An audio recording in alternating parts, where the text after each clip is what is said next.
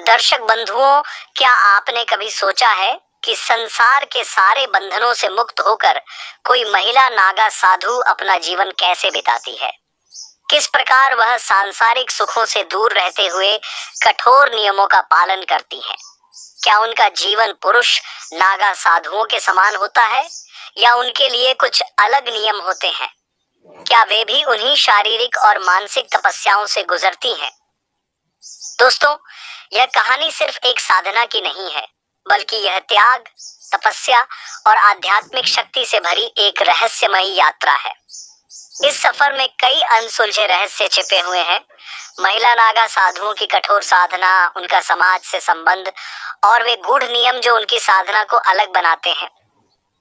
लेकिन सबसे पहले एक ऐसा प्रश्न जो सबके मन में आता है, क्या महिला नागा साधु सांसारिक जीवन से पूरी तरह मुक्त रहती हैं? और यदि हाँ, तो यह संभव कैसे हो पाता है? आइए इस गूढ़ यात्रा में प्रवेश करें और इन प्रश्नों के उत्तर खोजें। एक महिला नागा साधु बनने की प्रक्रिया अत्यंत कठिन होती है। यह केवल एक साधारण संन्यास नहीं, बल्कि एक गहन आत्मसमर्पण और कठोर तपस्या का मार्ग है।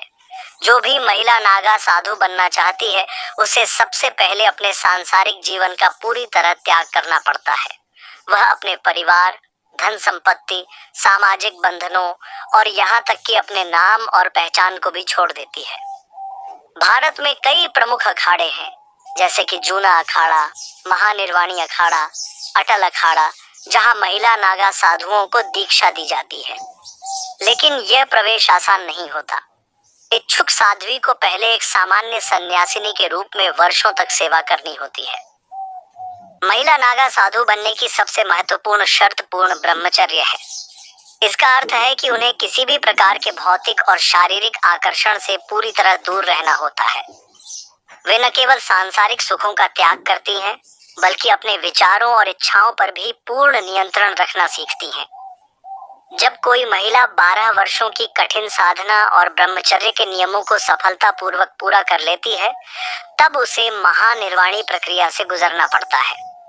इस प्रक्रिया में उसकी पुरानी पहचान को समाप्त मान लिया जाता है और उसे नया नाम और नया जीवन मिलता है। अब वह एक पूर्ण नागा साध्वी बन जाती है।